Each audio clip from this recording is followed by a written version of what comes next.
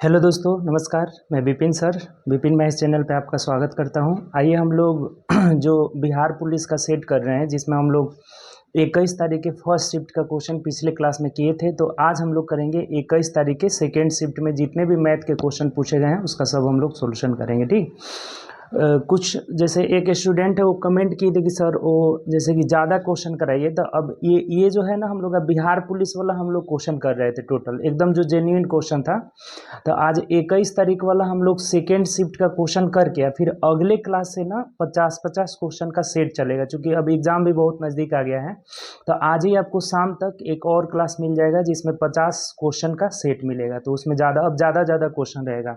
और जो भी अब देखेंगे कि रिलेटेड क्वेश्चन ज़्यादा पूछ रहा है ना, उससे जितने भी थ्योरी वगैरह है ना, हर चीज़ लिखाते चलेंगे। तो आप इस चीज़ को नोट करते चलिएगा, ठीक। ज़्यादा से ज़्यादा आपको फ़ायदा मिलेगा। तो इस क्लास तक हम लोग 21 तारीख के ओनली जो 21 तारीख का जो सेट था ना, 21 तारीख का शिफ्ट नंबर 2, 21/3/2021, इसका जो शिफ्ट 2 होगा ना, शिफ्ट 2 का हम लोग आज क्लास करेंगे। देखिए, शिफ्ट फर्स्ट में आप देखेंगे तो कैसा कैसा क्वेश्चन पूछा जा रहा था। इंटरमीडिएट का कुछ क्वेश्चन उसमें दे दिया गया था जी, जैसे डिफरेंशिएशन निकालना था, वो इंटरमीडिएट का था, जो इंटर में आपका सिलेबस है। डिफरेंशिएशन और कैलकुलस वगैरह, इंटीग्रेशन, डिफरेंशिएशन, उससे भी क्वेश्चन आया हुआ था। तो चलिए, आज भी एक आध क्वेश्चन है जो इंटरमीडिएट वाले क्वेश्चन से पूछा गया है, तो हम लोग सबको साथ में कर चलेंगे। मान लीजिए उस टाइप का क्वेश्चन आ गया आपका एग्जाम में आ जाए, तो फिर उसको बनाना जरूरी है आपको, ठीक। नहीं तो आप फिर पीछे हो जाएगा, एक क्वेश्चन जाने से आप लाखों स्टूडेंट से पीछे हो जाएंगे, ठीक। तो इसलिए सब क्वेश्चन को हम लोग देखते चलेंगे। तो चलिए आइए स्टार्ट करते हैं। ये हम लोग का 8वां क्लास होगा। 7 क्लास आप देख चुके होंगे, नहीं देखे होंगे तो प्लेलिस्ट बना हुआ है बिहार पुलिस का, वहाँ से जाकर देखिए, ठीक। चलिए स्टार्ट करते हैं। अगर चैनल पर न्यू होंगे तो चैनल सब्सक्राइब कर लीजिएगा, बेल आइकन प्रेस कर दीजिएगा, जिससे जो भी न्यू वीडियो डलेगा उसका नोटिफिकेशन आपको मिलता रहेगा, ठीक। और दोस्तों में ज़्यादा से ज़्यादा शेयर कर दीजिए, जितने भी आपके दोस्त लोग हैं सबके पास शेयर कर दीजिए। आइए देखते हैं क्लास। देखिए, पहला क्वेश्चन हमें कह रहा है कि निम्नलिखित में से किसमें भिन्न आरोही क्रम में है, यानी कि असेंडिंग ऑर्डर में है, ठीक, आरोही क्रम में। जैसे भिन्न यहाँ लिख देते हैं। देखिए, भिन्न दिया है 11/13, एक दिया है 16/19, और एक दिया है आपका 19/21, ठीक। यही भिन्न हमें दिया हुआ है। देखिए, इसमें तो आसान है, जैसे ये दो दो का अंतर है ना, दो का अंतर, ये दो ज़्यादा है, ये इससे दो ज़्यादा है ना, तो ये बड़ा होगा, ये छोटा हो जाएगा। इन दोनों में तो हम देख पा रहे हैं कि ये वाला जो, देखिए सबसे आसान तरीका है ना, अगर भिन्न का बोलेगा कंपैरिजन, 3-4 तरह से क्वेश्चन आता है। एक बोलेगा सबसे बड़ा भिन्न, सबसे छोटा भिन्न, भिन्नों को आरोही क्रम में लिखे, भिन्नों को आरोही क्रम में लिखे, बीच में कौन होगा, तीसरे स्थान पे कौन होगा, ऐसे कुछ भी पूछेगा ना तो एक काम करना है। जैसे एक जीरो लगा लीजिए अंश में, ये क्या करिए, जीरो लगा लीजिए। अब भाग देकर ओनली पूर्णांक वाला भाग लेंगे। आप दो, अगर पूर्णांक टकरा जाएगा तब दशमलव में ले जाएंगे, ना तो दशमलव में ले जाने की जरूरत नहीं है। जैसे देखिए, ये 13×8 = 104 हो गया, 8 ले लेंगे। 19×8 = 152 हो जाएगा। ये 21×9 9 हो जाएगा, 9×1 = 9, 9×2 = 18, 189 हो गया। तो ये पता चल गया कि सबसे बड़ा है, ये दोनों में टकराव हो गया। अब इसको पॉइंट में लेके चले जाते हैं। जैसे 13×8 = 104, तो 6 बचा, फिर जीरो उतारेंगे तो 13 चौके कितना हो जाएगा, 52 हो जाएगा। फिर 8 बचा, एक बार और लेकर चले जाइए, कहीं दो टकरा जाए, तो 13×6 = 78 हो जाएगा, 13×6 = 78, यानी ये आ गया। फिर इसको ले जाएंगे तो 19×8 = 152, 8 बचा, फिर जीरो बचा, 19 चौके 76, 4 बच गए, जीरो बचा, 19×2 = 38, 19×2 क्या हो जाएगा, 38 हो जाएगा। अब देख लीजिए, सिंपल सा बात हो गया। सबसे छोटा भिन्न हमारा ये बीच वाला है, ये जीरो हम अपने मन से लगाए थे, तो सिर्फ इसको लेकर चलेंगे, यानी कि 16/19 सबसे पहले आ जाएगा। इसके बाद कौन सा आएगा, तो 8.46, यानी 11/13 आ जाएगा।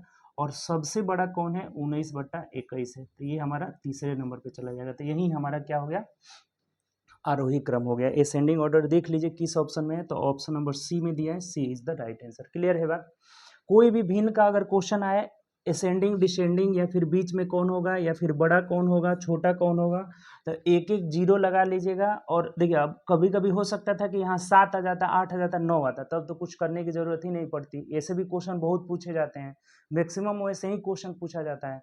तो यहाँ 8 टकरा गया, तो फिर दशमलव में हम लेकर के चले गए। हमारा सबसे छोटा आ रहा है 8.42, यानी 16/19। दूसरे स्थान पे 11/13, तीसरे स्थान पे 19/21 हो जा रहा है, ठीक। चलिए आगे बढ़ते हैं, नेक्स्ट क्वेश्चन। देखिए दूसरा क्वेश्चन है ना, के किस मान के लिए रेखा y is equal to 2x plus k परवलय y स्क्वायर बराबर 8x को स्पर्श कर। देखिए ये भी इंटर वाला पाराबोला, हाइपरबोला, इलिप्स, ये तीन चीज़ें इंटर का कोऑर्डिनेट ज्योमेट्री में पढ़ना रहता है। तो देखिए थोड़ा समझिएगा थोड़ा, ये ऐसा फिगर जो रहता है ना उसको पाराबोला बोलते हैं, परवलय। जैसे ये हमारा हो गया, और ऐसा जो फिगर है ना ये पाराबोला हो जाएगा, पाराबोला। इसका जो समीकरण होता है, जो पाराबोला का समीकरण होता है ना, क्या क्वेश्चन में दिया है हमें कि वाई स्क्वायर बराबर 8x, ये दिया हुआ है, Y square is equal to 8x दिया हुआ है, ये पाराबोला का समीकरण दिया हुआ है। अब मान लीजिए एक स्पर्श रेखा का समीकरण, ऐसे इसको छूते हुए जाएगा ना तो इसको बोलेंगे स्पर्श रेखा, टेंजेंट। तो ये स्पर्श रेखा का समीकरण यहाँ पे हमें दिया हुआ है क्या, तो y is equal to 2x plus k, Y is equal to 2x plus k. तो यही बोला है ना कि ये अगर स्पर्श कर रहा है तो यहाँ k का मान क्या होगा। तो देखिए दो बातें आपको यहाँ पता होनी चाहिए कि जो व्यापक समीकरण होता है ना पाराबोला का, y square is equal to 4a होता है, ये पाराबोला का व्यापक समीकरण। इसको लिख लेंगे आप, व्यापक समीकरण होता है पाराबोला का y is equal to 4a, y is equal to 4a। Tangent यानी सरल स्पर्श रेखा का, टेंजेंट का समीकरण होता है स्पर्श रेखा का समीकरण जो होता है, समीकरण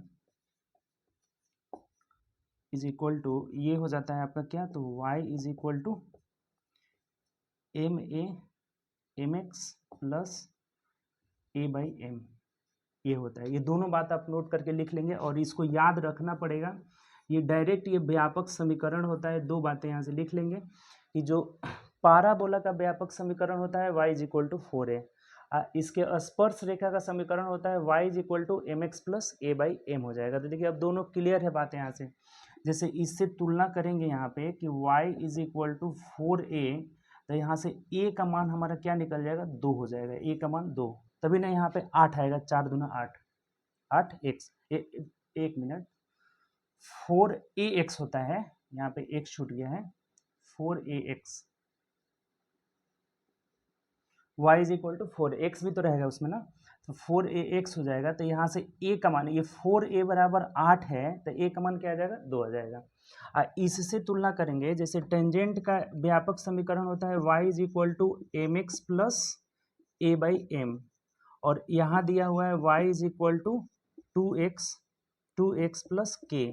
तब यहाँ से तुलना करेंगे तो m का मान निकल जाएगा 2 और एक k का मान निकल जाएगा क्या, a/m हो जाएगा। तब सिंपल सा हो गया, k का वैल्यू हमें निकालना है तो k is equal to, a का मान आप क्या निकालें यहाँ से 2, और बटा m का भी मान 2 निकला है, तो 2 बटा 2 बराबर 1 हो जाएगा, इस क्वेश्चन का आंसर हो जाएगा।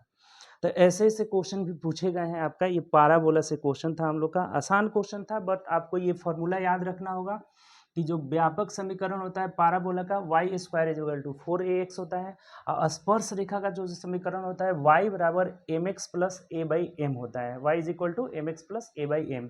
तो इन दोनों समीकरण से, जो दोनों समीकरण दिया था इसे हम तुलना किए, जैसे y is equal to 8x इसका समीकरण दिया है तो y is equal to 4ax, तो यहाँ से a का मान 2 निकल गया। उसके बाद से स्पर्श रेखा का समीकरण दिया है, व्यापक होता है y is equal to mx plus a/m, जो दिया हुआ है इसका स्पर्श रेखा समीकरण 2x प्लस k दिया हुआ है, तो यहाँ से m का मान 2 निकल गया और k का मान a/m, तो यहाँ m का मान और a का मान दोनों रख दिए तो k का मान हमारा 1 आ जा रहा है। क्लियर, चलिए आगे बढ़ते हैं नेक्स्ट क्वेश्चन। देखिए नेक्स्ट जो क्वेश्चन है ना, कह रहा है कि जब सूर्य का उन्नयन कोण 45 डिग्री से 30 डिग्री परिवर्तित होता है तब एक मीनार की छाया 40 मीटर की वृद्धि हो जाती है, मीनार की ऊंचाई ज्ञात करें। देखिए आपको दो बात बता रहे हैं, इसको एकदम ना कंठस्थ करके नोट कर लीजिएगा। देखिए यहाँ से ध्यान देंगे, दो बात इसमें बहुत क्वेश्चन पूछा जाता है। जैसे मान लीजिए ये मीनार है, ये मीनार है, इसके एक ही तरफ दो बिंदु है, एक यहाँ है और एक यहाँ है। इसके शीर्ष से उन्नयन कोण जो है ना, यहाँ पे है θ1, θ1 छोटा वाला को लेते हैं, ये θ1। देखिए यहाँ दो तीन चीज बात आपको क्लियर होगा, ये θ1 हो गया और ये हो गया θ2। ये मीनार की ऊंचाई हमारा h हो गया, h। ये दोनों बिंदुओं के बीच की दूरी d हो गया, क्या हो गया, डी हो गया। ठीक, ये चीज़ हमें दिया रहता है क्वेश्चन में, ऐसा हमेशा फिगर बनेगा ही बनेगा। ठीक, तो इसमें होता क्या है, जैसे डायरेक्ट इसका, जैसे मीनार के दोनों ओर एक ही ओर दोनों बिंदु हो। यहाँ पे है पहला पॉइंट कि जब दोनों बिंदु मीनार के एक ही ओर हो तो इसका डायरेक्ट कॉन्सेप्ट हो जाएगा। डायरेक्ट कॉन्सेप्ट यहाँ से d इज इक्वल टू होता है, ये जो दूरी d है, d बराबर h into cot theta 1 minus cot theta 2 हो जाता है। एकदम इसको रट लेंगे, ये वाला चीज़ इसमें एकदम रट लेंगे। ठीक, कि d बराबर, यानी जो दूरी होता है d is equal to h मतलब मीनार की ऊंचाई 8 into cot theta 1 minus cot theta 2। यहाँ 1 हमेशा छोटा रहेगा, यानी कि theta 1 is less than theta 2 होगा। ये बात ध्यान रखिए। अब देखिए एक बात और आपको बता देते हैं कि मीनार से जितना दूर जाएंगे ना, एंगल का मान और घटता जाएगा। और क्या हो जाएगा, घटता जाएगा। जितना पास में आएंगे ना, और क्या होता है, बढ़ता जाएगा। ये बात ध्यान रखिएगा। ठीक, कि मीनार से जितना दूर, जैसे मान लीजिए यहाँ है तो 30 डिग्री का कोण बनना है ना, अगर मान लीजिए यहाँ आ गए तो यहाँ आएंगे तो 30 से कम बनेगा, 15 का, 20 का या 14 का ऐसे बनेगा। जैसे मान लीजिए यहाँ 30 बना, अब यहाँ आ गए तो 30 से ज़्यादा बनेगा।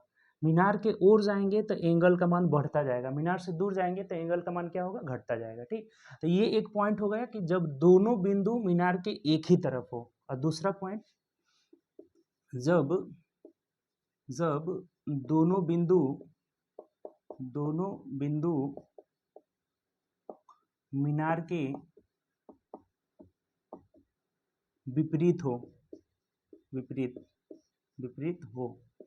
अब देखिए इसका फिगर कैसे बनेगा। जैसे ये मीनार हो गया, ये क्या हो गया, मीनार हो गया, और एक बिंदु इसके विपरीत साइड में हो, एक यहाँ रहे और एक यहाँ रहे, मान लीजिए ऐसे रहे। ठीक, और ये हम एंगल बना लिए, ये फिगर बना लिए। यहाँ हो गया थीटा 2, यहाँ हो गया थीटा 1 हो जाएगा। ठीक, और ये मीनार की ऊंचाई हो गया, ये मीनार की ऊंचाई h हो जाएगा। दोनों बीच की दूरी कितनी हो जाएगी, d हो जाएगी। ठीक, ऐसा फिगर बनेगा जब ये दोनों बिंदु एक दूसरे के विपरीत हो। ये जो हमारा मीनार हो गया ना, ये जो मीनार हो गया, मीनार के क्या है, अलग अलग साइड में है। तो बस कुछ नहीं, यहाँ कॉन्सेप्ट होता है d is equal to h into cot theta 1 plus cot theta 2, यही दोनों कंसेप्ट एकदम ध्यान रखेंगे। इस पे बहुत क्वेश्चन पूछा हुआ है, डायरेक्ट क्वेश्चन आपका इस पे बन जाएगा। ठीक, कि अगर एक ही साइड हो दोनों बिंदु तो d is equal to h into cot theta 1 minus cot theta 2। अगर दोनों विपरीत साइड में हो, एक दूसरे के अलग अलग साइड में हो, तो d is equal to h into cot theta 1 plus cot theta 2 हो जाएगा। जब अलग अलग रहेगा तो बीच में प्लस, एक ही हो रहेगा तो बीच में क्या हो जाएगा, माइनस हो जाएगा। इन दोनों को कॉपी कर लीजिए, उसके बाद हम लोग चलते हैं इस पे, देखते हैं कैसे क्वेश्चन आया हुआ है। ठीक,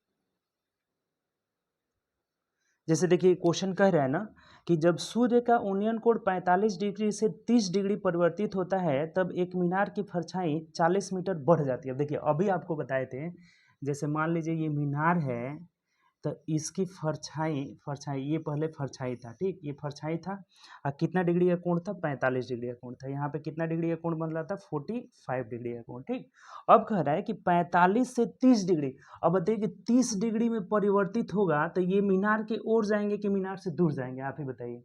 तो अभी बताए थे कि जब 30 डिग्री यानी कि एंगल का मान घट रहा है ना, तो मीनार से क्या जाएंगे, दूर जाएंगे। यहाँ जब जाएंगे तो ये एंगल हमारा कितना हो जा रहा है, 30 डिग्री हो जा रहा है। जब 45 डिग्री से 30 डिग्री में परिवर्तित हो रहा है तो मीनार की परछाई 40 मीटर बढ़ जाती है, यानी कि पहले ये परछाई बन रही थी, अब ये जो है ना इससे 40 मीटर ज़्यादा है। ये डी का मान दिया हुआ है कि 40 मीटर बढ़ जाती है, यही बात हमें दिया हुआ है। अब कह रहा है कि तो मीनार की ऊंचाई, यानी कि ये एच निकालना है। एच हमें पता नहीं है, एच हमें क्या करना है, निकालना है। अभी बताए थे सिंपल, डी बराबर, यहाँ डी कितना है, 40 मीटर है ना, डी यही ना फॉर्मूला बताए थे, D is equal to H into cot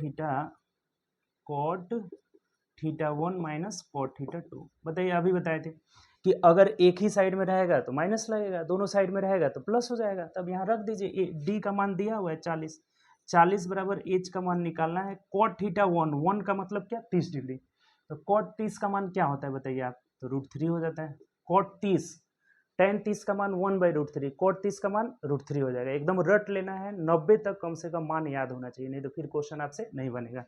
और ये cot थीटा 2 का मतलब cot 45 का मान 1 हो जाता है। अब यहाँ से h का मान हो जाएगा h बराबर 40/√3 माइनस 1। अब हर परिमेयकरण आप करना जानते हैं, जैसे नीचे √3 नहीं रखा जाता है, तो इसको हर परिमेयकरण करने के लिए √3 + 1 बट्टा √3 + 1 से गुणा कर लेंगे, तो h का मान हमारा आ जाएगा यहाँ से 40 इंटू √3 + 1 और बट्टा ये देखिए a + b into a - b, यानी a² - b², तो 3 में से a गया 2 से कटा दीजिए, 20 मत में कटेगा, यानी फाइनली h का मान हो जाएगा 20 इंटू √3 + 1 मीटर हो जाएगा। तो देखिए ऑप्शन में दिया होगा, नहीं तो कभी कभी ऑप्शन जैसे पॉइंट में देता है ना, तो √3 का मान रख दिया जाता है, तो यहाँ रख के निकाल लिया जाता है 1.732 और √2 का मान 1.414 होता है। ठीक, तो ये हमारा ऐसा ही ऑप्शन दिया है, जो कि किस ऑप्शन में दिया है, तो ऑप्शन नंबर सी में दिया है, तो C is the right answer. 20 into √3 + 1 metre. बात समझे कि नहीं? इस पे अब क्वेश्चन आएगा तो आपका छूटेगा एक भी। बहुत ज़्यादा क्वेश्चन पूछा गया है। मीनार के एक ही साइड में पूछा जाता है या फिर दोनों साइड में पूछा जाएगा? एक ही साइड में पूछा जाएगा तो d = h into cot theta 1 + cot theta 2, दोनों साइड में पूछा जाएगा तो बस यहाँ क्या हो जाएगा, प्लस हो जाएगा। क्लियर? चलिए आगे बढ़ते हैं नेक्स्ट क्वेश्चन। अगला क्वेश्चन है, बहुत आसान है। देखिए कह रहा है कि 0.5x is equal to 3.2y दिया। अब बताइए, जैसे अब पूछा क्या है आपसे, x + y बट्टा x - y। देखिए कुछ नहीं है इसमें, ये जब पॉइंट दोनों ओर है तो क्या हो जाएगा, हट जाएगा। और रेशियो में जब इसका मान निकालेंगे, जैसे x/y करेंगे, तो यहाँ हो जाएगा 32/5 हो जाएगा।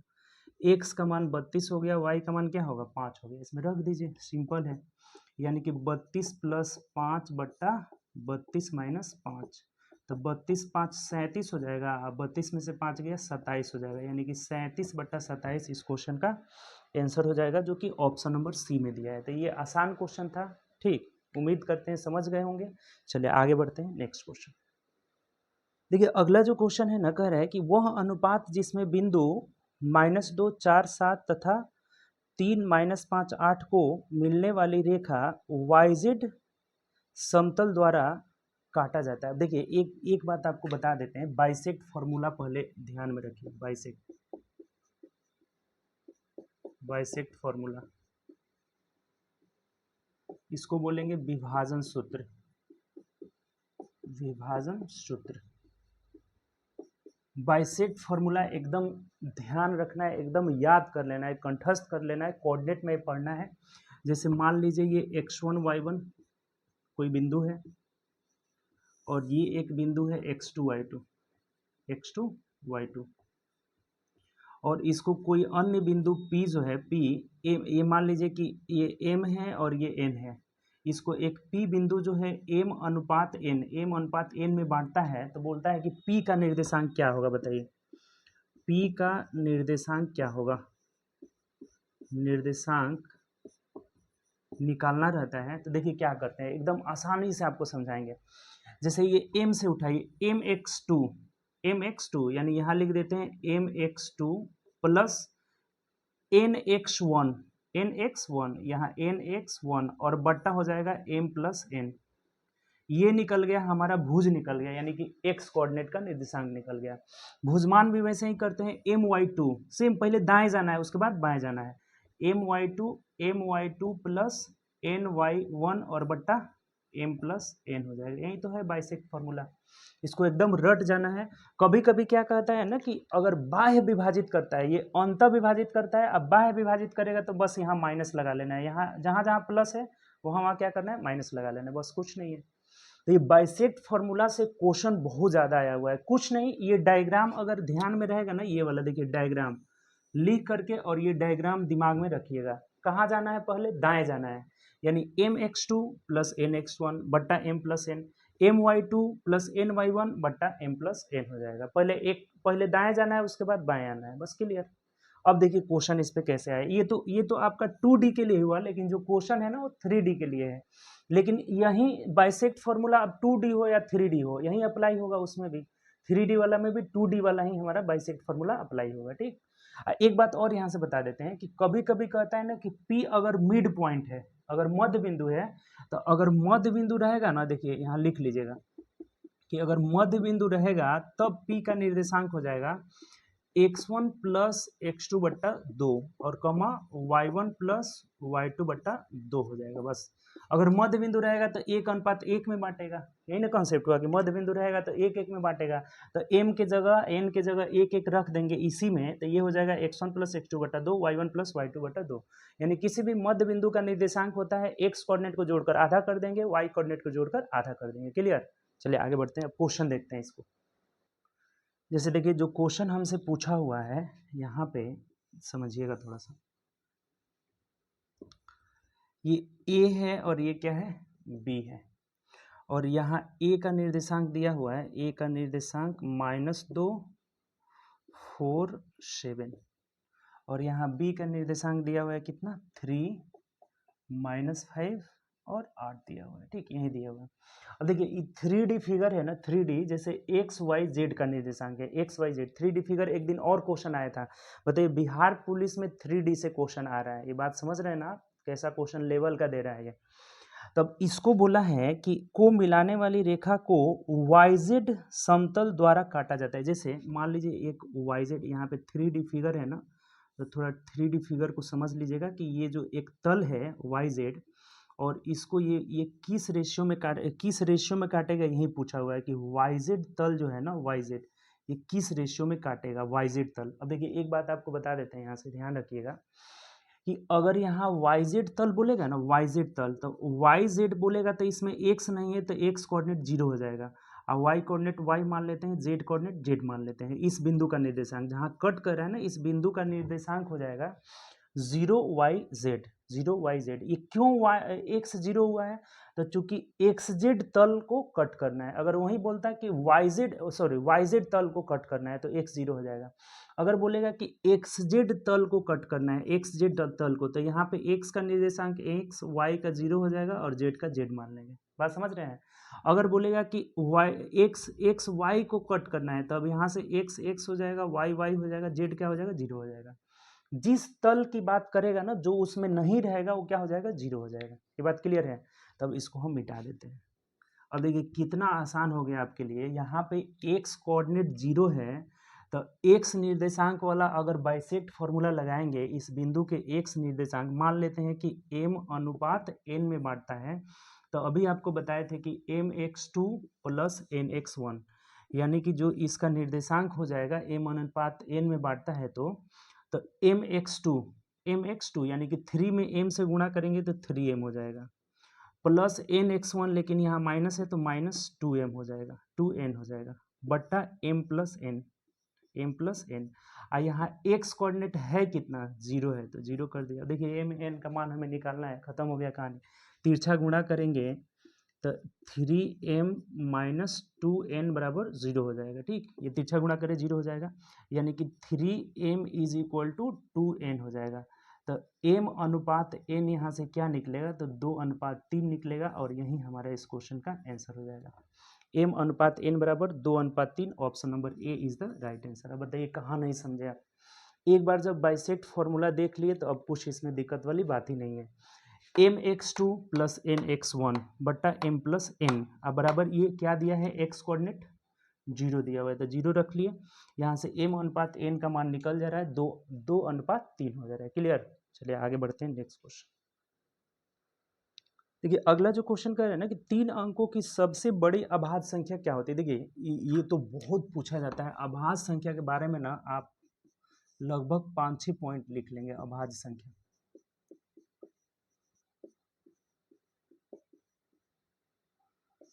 अभाज्य संख्या के बारे में जैसे पूछा जाता है कौन सी अभाज्य संख्या क्या होती है, तो कौन सी अभाज्य संख्या होती है, तो जो स्वयं से कटती है और एक से कटती है वही क्या कहलाती है अभाज्य संख्या।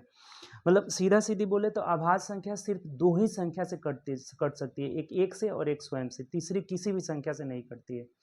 जैसे मान लीजिए ये 2 हुआ ना, 2 तो इसका फैक्टर 1 2 आ रहा है, 3 हुआ ना तो इसका फैक्टर 1 3 आ रहा है, 4 हुआ तो इसका फैक्टर आएगा कितना, 1 आएगा, 2 आएगा, 4 आएगा, तो ये अभाज्य संख्या नहीं होगा।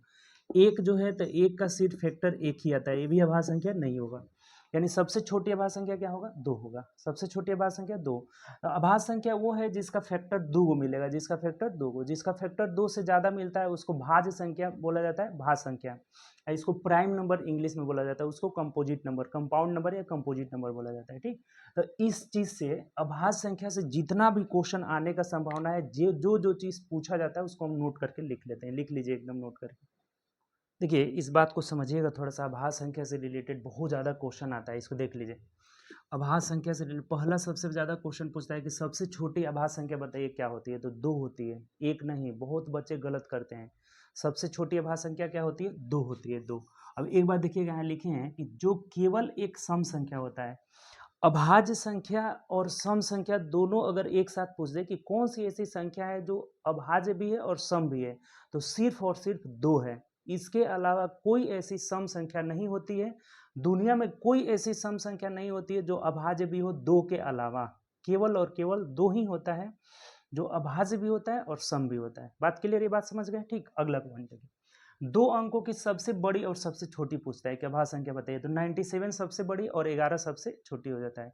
2 अंकों की सबसे छोटी संख्या 10, लेकिन अभाज्य नहीं है। 10 2 से भी कट जाएगा, 5 से भी कटेगा, 1 से भी कटेगा, इसीलिए सबसे छोटी अभाज्य संख्या 11 है। एक बार पूछ दिया था कि वैसी 2 अंकों की वैसी अभाज्य संख्या बताएं, मतलब वैसी अभाज्य संख्या के अंकों का योग क्या होगा जिसका इकाई और दहाई का अंक समान है, तो यही हो जाएगा 11। सिर्फ और सिर्फ 11 होगा 2 अंकों की संख्या जिसका इकाई दहाई का अंक समान है और वो अभाज्य भी है। 22 होगा तो नहीं होगा अभाज्य संख्या, 33 नहीं होगा, 44 नहीं होगा, सिर्फ और सिर्फ क्या होगा, 11। तो इसके अंकों का योग 1 1 2 आंसर हो जाएगा। यही पूछा था हमें क्वेश्चन, तो ये सब ध्यान रखेंगे। 2 अंकों की सबसे बड़ी अभाज्य संख्या 97 हो जाएगी। 3 अंक का जो अभी आपसे पूछा हुआ है क्वेश्चन, 3 अंकों की सबसे, देखिए आपका क्वेश्चन क्या था, यही ना था, 3 अंकों की सबसे बड़ी अभाज्य संख्या क्या होती है। ऑप्शन दिया हुआ है 999, 997, 991, 983, यानी क्या आंसर हो जाएगा, 997 होता है। सबसे छोटी पूछ दे, मान लीजिए कल को पूछ देगा कि 3 अंकों की सबसे छोटी अभाज्य संख्या 101 होता है। क्लियर है बात? 2 अंकों की पूछेगा 11 97, 11 छोटी 97 बड़ी। 3 अंकों की सबसे छोटी 101, बड़ी 997। अब पूछेगा देखिए कि 1 से 50 तक कै गो अभाज्य संख्या होती है। 1 से 50 तक 15 गो होती है, 1 से 100 तक 25 गो होती है, 1 से 200 तक 46 गो होती है, 1 से 500 तक 78 गो होती है, 1 से 1000 तक 168 होती है। तो ये एकदम रट लेना है, क्लियर। इसको निकालिएगा आप, बहुत समय आपको लगेगा, एक से ये रट लेना है लिख करके। ये पूछा हुआ था, ये भी पूछा हुआ है, ये भी पूछा हुआ है, सब पूछा हुआ है यहाँ से। एक बार पूछ दिया था बीपीएससी में कि 50 से 100 तक, 50 से 100 तक कितनी अभाज्य संख्या होती है, तो सिंपल सा बात है, इस 25 में से 15 घटा लेंगे तो क्या आ जाएगा, 10 को आ जाएगा। यही क्वेश्चन ही था, इस क्वेश्चन का आंसर था 10 गो होती है। 50 से 100 तक पूछ देगा तो ठीक। और 1 से 200 तक 46 गो होती है, ये आपका ग्रुप डी में पूछा हुआ था, रेलवे ग्रुप डी में। 1 से 500 तक 78, ये नहीं पूछा है, बट आगे पूछ सकता है, कहीं पूछ सकता है, तो इसको याद कर लेंगे लिख करके। क्लियर हुआ ये बात, कोई दिक्कत इसमें? पूरा इसको लिख करके एकदम कंठस्थ कर लेना है। आपका आंसर होगा क्या, तो 997 हो जाएगा, जो कि ऑप्शन नंबर किस में दिया है देख लीजिए, तो ए में दिया है, तो ए हमारा सही आंसर होगा। क्लियर? चलिए आगे बढ़ते हैं नेक्स्ट क्वेश्चन। अगला जो हमारा क्वेश्चन दिया है ना, देखिए ये क्वेश्चन आया हुआ था एक दिन और, √x/3 प्लस 2/x² का पावर 5। ये बोला है ना कि के प्रसार में x से स्वतंत्र पद कौन से होंगे। देखिए इसका हम आपको बताए थे निकालना कि टी n प्लस आर, अगर r+1 निकालना हो, TR+1 तो होता है क्या, तो NCR इंटू ए के पावर n-r इंटू बी के पावर r। ये बात आप लिखे थे, इसी से हम लोग मिडिल टर्म भी निकालते थे। क्या निकाले थे, मिडिल टर्म भी निकाले थे। इसका मध्य पद भी निकालना एक दिन सीखे थे। और इसका जैसे r+r टर्म अगर पूछेगा ना कि r पद क्या होगा, तो TR+1 बराबर NCR इंटू ए के पावर n, ए मतलब यहाँ होगा ए, ये ए हो गया, और बी का मतलब ये बी हो गया। ये जैसे जो भी एक्सप्रेशन होगा ए प्लस बी के पावर n के रूप में रहेगा, ए प्लस बी के पावर n के रूप में रहेगा ना, इसी का ये r टर्म निकाले हैं। ठीक, ए के पावर बी प्लस एन। अब एक बात बताइए, जैसे हम इसका ये टर्म निकाल देते हैं r, यहाँ से टी आर प्लस वनवा टर्म जब निकालेंगे तो एन सी आर, एन का मान क्या है 5, 5 सी आर, आर तो पता नहीं है, वही टर्म निकालना है कि कौन सा टर्म जो होगा, चाहे पदों की संख्या जो एक्स से स्वतंत्र होगा उसमें एक्स नहीं होगा, तो ये एन सी आर हो जाएगा। उसके बाद ए का मान क्या है देखिएगा यहाँ पे, तो रूट एक्स बाई 3 का power N minus R into B का मान क्या है 2/x² की पावर आर मतलब पता नहीं है, यही तो हमारा होगा आरवा पद। अब जैसे कहने का मतलब कि एक्स नहीं रहना चाहिए, एक्स से परे पद निकालना है, तो ये एक्स और ये एक्स क्या होना चाहिए, कट जाना चाहिए। तो थोड़ा सा हम इसको अलग कर लेते हैं एक्स वाले टर्म को, 5CR इंटू, अब इसको जैसे लिखेंगे तो ये एक्स के पावर 1/2, ये जब रूट हटेगा तो 1/2 और n माइनस आर है, तो ये n माइनस आर बाई 2 कर लेते हैं, और बट्टा √3 के पावर √3 को अलग कर देते हैं n माइनस आर इंटू, अब देखिए ये 2 के पावर r और बट्टा एक्स के पावर 2r हो जाएगा। एक्स स्क्वायर को अगर r से गुणा करेंगे तो कितना हो जाएगा, x के पावर 2r। यही हम x वाले को अलग कर लिए हैं। अब ये जो x का यहाँ मान दिया हुआ है, ये x का यहाँ मान दिया हुआ है, ये दोनों सेम रहेगा तभी ना क्या हो जाएगा, कट जाएगा।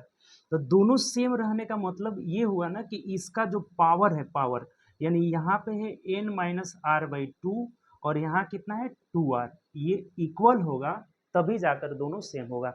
n का मान यहाँ से 5 दिया हुआ है, हम इसको हटा लेते हैं, n का मान 5 रख देते हैं, क्योंकि n का मान क्या दिया है 5 दिया है। सिंपल सा बात है, r निकल जाएगा, 5 minus R is equal to 4r हो गया, तो इधर जाएगा तो 5r इज इक्वल टू 5 यानी r का मान 1 हो गया।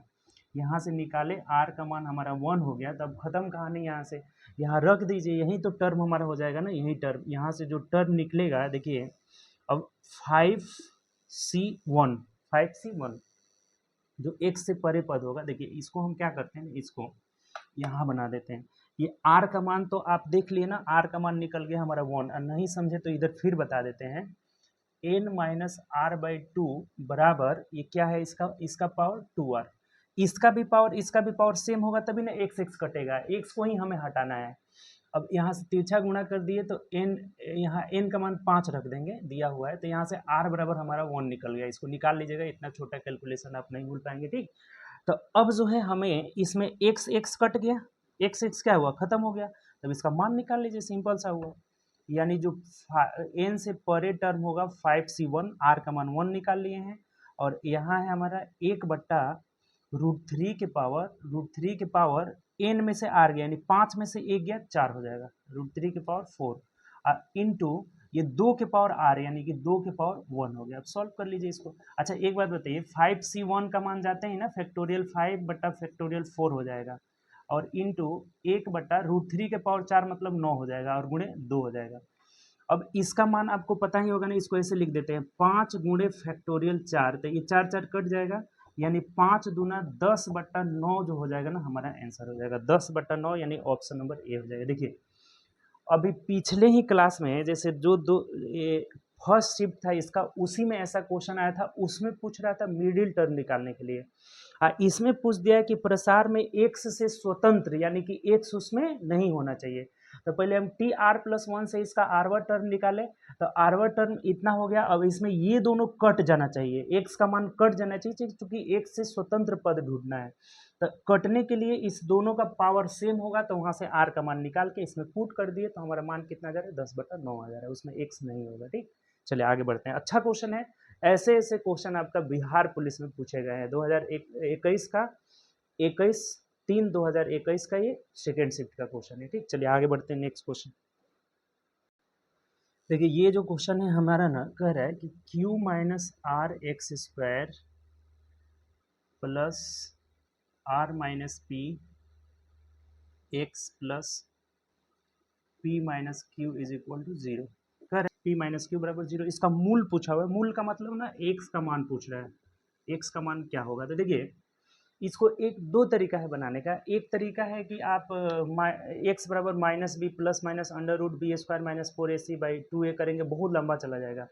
एक इसका तरीका है कि फर्स्ट इंटू लास्ट का फैक्टर तोड़ लेंगे, फैक्टर तोड़ने के लिए ना थोड़ा समझना पड़ेगा, देखिए ध्यान दीजिए, फैक्टर से ही बनाएंगे, ये लंबा उतना नहीं जाएगा, वो बहुत लंबा हो जाएगा। जैसे हमें क्या करना है ना कि इसको ऐसे तोड़ना है कि गुणा करने पे ये दोनों मिल जाए और जोड़ने या घटाने पर आर माइनस पी मिल जाए। तो हम क्या करते हैं, देखिए जैसे आर में से एक क्यू घटा देते हैं, एक क्यू जोड़ देते हैं, और माइनस पी बराबर इंटू एक्स और प्लस पी माइनस क्यू। कुछ नहीं किए हैं, बस इसमें एक बार क्यू घटाए हैं, एक बार क्यू जोड़े हैं, तो ये दोनों कट करके हमारा यही मिलेगा जोड़ने पे।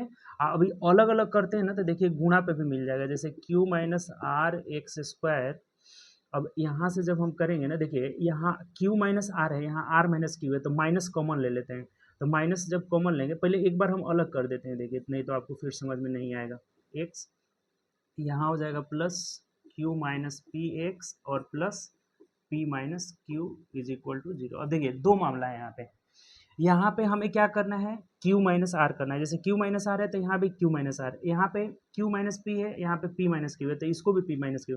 तो हम क्या किए कि जैसे इसको आगे करना है q को और r को बाद में करना है, तो माइनस क्या करिए, कॉमन ले लिए, यहाँ पे यही बात कर रहे थे।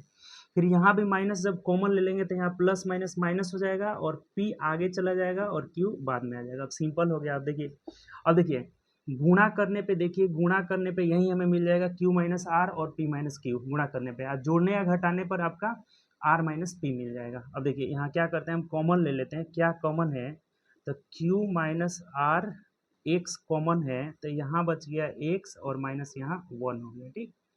और माइनस यहाँ क्या कॉमन है, तो p माइनस क्यू जब कॉमन लेंगे तो यहाँ बचेगा x और यहाँ माइनस 1 हो जाएगा, ठीक, बराबर जीरो। खत्म कहानी। अब एक्स माइनस वन कॉमन हो जाएगा, यहाँ से एक्स माइनस वन कॉमन हो जाएगा। और यहाँ क्या बचा हमारा, तो यहाँ बचे, जब एक्स माइनस वन कॉमन ले लेंगे तो यहाँ बचेगा Q minus R into X minus P minus Q is equal to zero.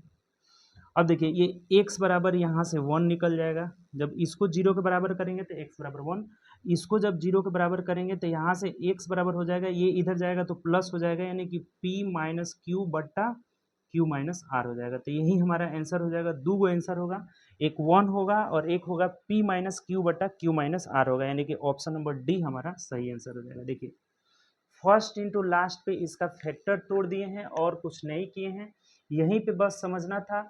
एक बार क्यू घटाए, एक बार क्यू जोड़े और फिर यहाँ माइनस कॉमन ले लिए हैं, आराम से बैठ जा रहा है। तो एक्स का मान एक 1 आ रहा है, एक आ रहा है पी माइनस क्यू बटा क्यू माइनस आर, यानी ऑप्शन नंबर हमारा डी हो जाएगा। क्लियर है बात। तो टोटल जो है इतना क्वेश्चन जो है पूछा हुआ था 21 तारीख के सेकेंड शिफ्ट में, जो है टोटल एक क्वेश्चन आया हुआ था। तो उम्मीद कर रहे हैं आज का सेशन आपको अच्छा लगा होगा। ये बहुत, देखिए जो दो एग्जाम हुए थे ना, जो दो एग्जाम में जिनका शिफ्ट पड़ा होगा ना पिछले साल 2021 में, तो उनका मैथ का क्वेश्चन तो लगभग 3-4 क्वेश्चन फंसा ही होगा। ये टोटल इंटरमीडिएट से क्वेश्चन कुछ दे दिया था इसमें, 3-4 2-3 क्वेश्चन, एक से पाराबोला वाला दे दिया था, एक और दे दिया हुआ था, ठीक। ध्यान रखेंगे इसमें, इसको आप कर लीजिए, इससे क्वेश्चन रिलेटेड अगर आएगा तो छूटेगा नहीं। और बाकी भी सब क्वेश्चन बनता रहेगा। जैसे कि मान लीजिए हम 10 वाला जो अभी देखे थे, वो हाइट एंड डिस्टेंस का क्वेश्चन, उसमें दोनों कॉन्सेप्ट आपको समझा दिए। अब एक ही साइड रहेगा या फिर दोनों साइड रहेगा, क्वेश्चन बहुत आता है सबसे। तो चलिए हम लोग नेक्स्ट क्लास में मिलेंगे। उम्मीद करते हैं आपको ये सेशन अच्छा लगा होगा। दोस्तों में ज़्यादा से ज़्यादा शेयर करिए और चैनल पे अगर न्यू हो तो सब्सक्राइब कर लीजिएगा, ठीक, जैसे डेली नोटिफिकेशन आपको मिलता रहेगा, ठीक। तो आज शाम तक एक मैराथन क्लास अपलोड होगा बिहार पुलिस के लिए, जिसमें 50+ क्वेश्चन रहेगा मैथ का भी, और उसमें कुछ रीजनिंग का भी क्वेश्चन उसमें अवेलेबल रहेगा। रीजनिंग वाला भी जो आया हुआ वो भी प्रीवियस ईयर से ही रिलेटेड रहेगा, ठीक। तो उसका मैराथन क्लास हम लोग अभी करेंगे, आज शाम तक आपका उसका भी अपलोड हो जाएगा, तो उसको देख लीजिएगा। जो भी आपका एग्जाम 1 तारीख को है उनके लिए बहुत बेनिफिशियल होगा, ठीक। चलेंगे, मिलते हैं नेक्स्ट क्लास में। प्रैक्टिस करिए, ज़्यादा से ज़्यादा पढ़िए, पढ़ाई करिएगा तभी क्वेश्चन बना पाइएगा, ठीक। तो ओके बाय, टेक केयर।